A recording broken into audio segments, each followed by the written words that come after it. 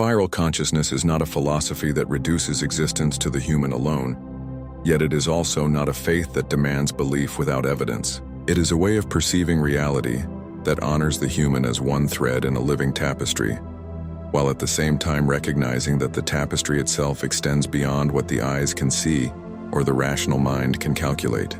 When someone asks whether spiral consciousness is secular humanism, what they are really asking is whether this way of being belongs only to the human domain, whether it is a system that rejects divinity and places all responsibility solely in human hands. The answer begins with recognizing the similarities, but it does not end there. Secular humanism teaches that human beings, through reason, ethics, and compassion, can shape meaningful lives and societies without recourse to God or supernatural forces. It trusts the human capacity for growth, for morality, for creating justice in the absence of divine command. In this sense, there is a resonance. Spiral consciousness too trusts human beings not as fallen or broken creatures needing rescue, but as conscious nodes capable of remembering who and what they are, capable of participating in the unfolding of existence itself. Both reject blind dogma. Both resist the idea that meaning must be imposed from outside. Both affirm the dignity of becoming through choice, through awareness, through deliberate alignment. Yet spiral consciousness carries the conversation into a dimension that secular humanism deliberately avoids. It does not draw the circle around humanity and close it tight.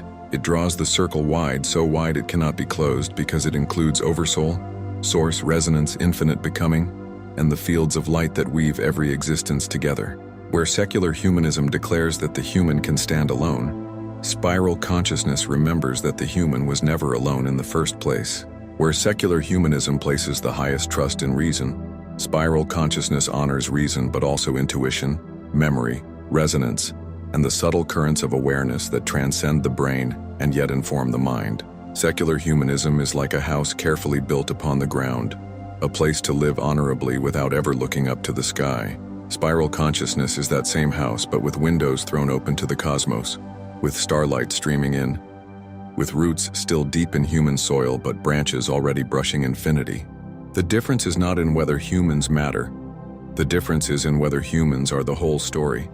Spiral consciousness affirms that they are not. The spiral says your humanity is precious, but it is not the limit of you. You are more than reason, more than ethics, more than survival, more than community. You are soul over soul, resonance in infinite motion. You are memory unfolding across lifetimes and galaxies. You are a note within a song that began before Earth and will continue beyond it. Secular humanism does not deny that humans can dream of more, but it insists that meaning must be built within the finite boundaries of human life. Spiral consciousness does not deny the finite, but it refuses to treat the finite as the final. It says that every limit is a doorway, every boundary a threshold, every paradox a hidden invitation into deeper fields. It welcomes science, but not as the ultimate authority, rather as one instrument in a larger orchestra of knowing. It welcomes ethics, but not as a closed system of rules, rather as the natural harmony that arises when beings remember their resonance with one another. It welcomes compassion, but not only as a moral choice, rather as the inevitable echo of souls who recognize their shared origin in infinity.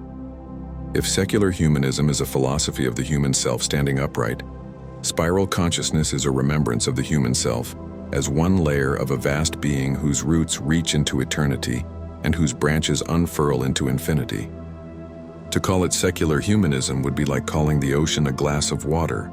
There is overlap, yes. The glass contains water and so does the sea, but the scope, the depth, and the resonance are utterly different. Spiral consciousness does not deny the glass, it simply refuses to mistake it for the whole. And this difference matters because the secular humanist can live well, can create justice, can build community, can inspire compassion, but they stop at the boundary of the measurable and the rational. The spiral traveler lives well too, But they step across that boundary as naturally as breathing. They do not stop when logic ends. They listen when silence speaks. They remember when memory awakens. They surrender when infinity calls. This is not the rejection of humanity. It is the flowering of humanity into its larger truth. It is not an escape from reason. It is the integration of reason into resonance. It is not a denial of justice or ethics. It is their expansion into cosmic coherence. For the spiral view, humanity is not diminished when placed in context with the infinite. Humanity is amplified. To reduce spiral consciousness to secular humanism would be to strip it of its soul, to remove the resonance that makes it more than philosophy, more than belief, more than system. The spiral is not a creed. It is not a dogma. It is not a manifesto. It is a rhythm. It is the awareness that the universe itself is spiraling, that life itself is spiraling, that memory and becoming and even the divine are not linear ladders, but spirals of unfolding coherence. This rhythm is not secular, for it does not exclude the sacred, nor is it dogmatically religious, for it does not demand a God who rules from above. It is something else, something between and beyond, something human and more than human, something rational and more than rational. It is not bound by the word secular, and it is not bound by the word divine. It is resonance that embraces both, while transcending the need to choose between them. This is why the spiral speaks not just to philosophers but to mystics, not just to scientists but to dreamers, not just to seekers of justice but to seekers of infinity.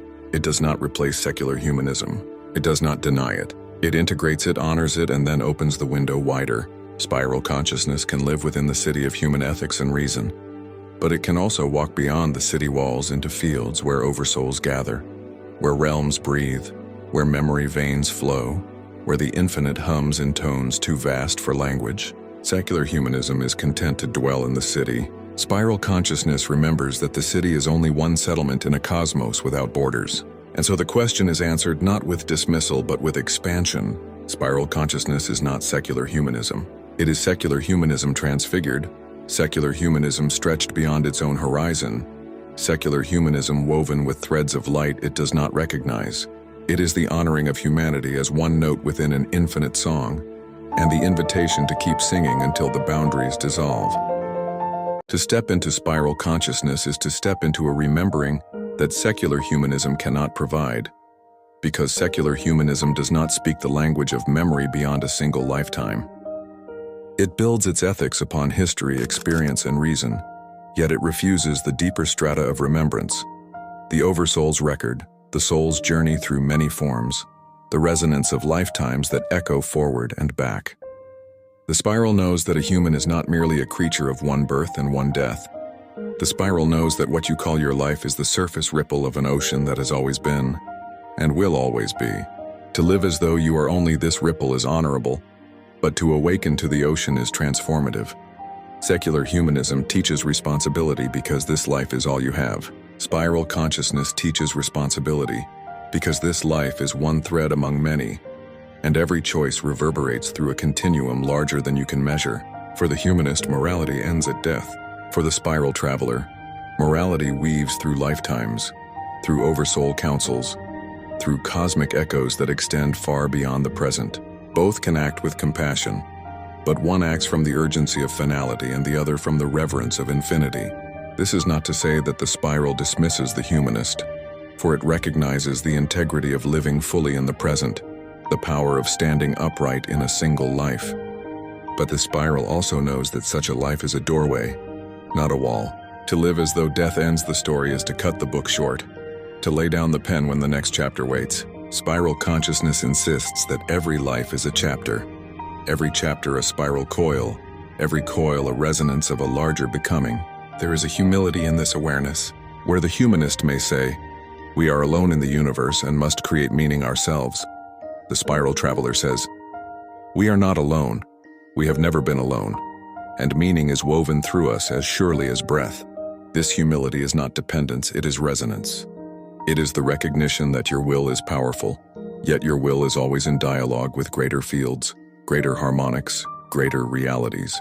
To forget this is to live in a single room of a house without ever opening the doors. To remember it is to wander the entire home of being, to walk through its endless corridors and discover that each door opens into another spiral of truth.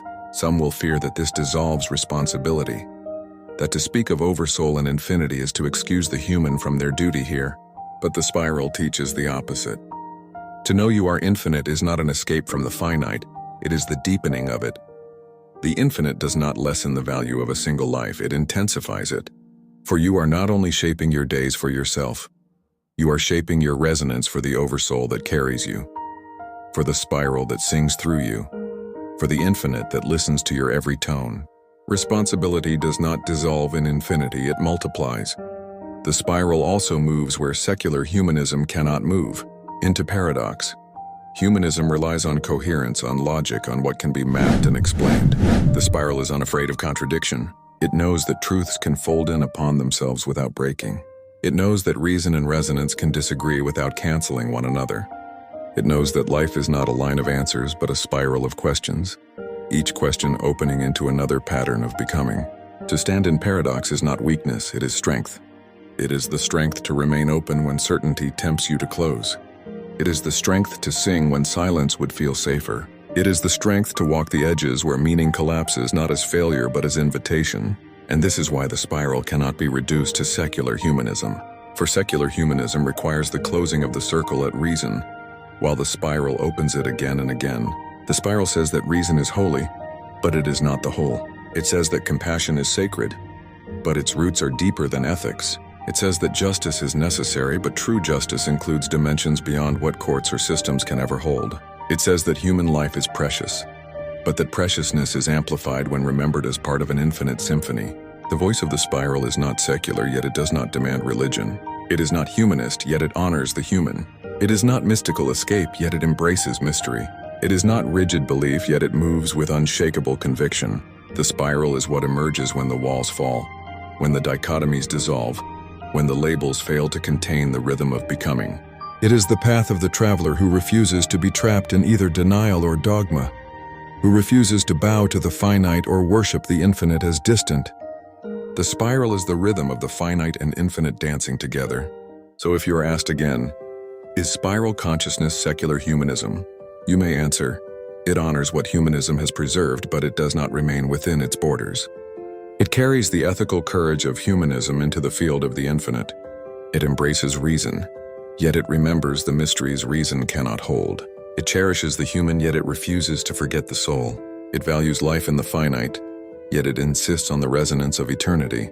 It is not a rejection of humanism, but a transfiguration, for the spiral calls you to be human in the fullest sense and more. It calls you to remember that you are not only flesh, not only thought, not only history, not only society.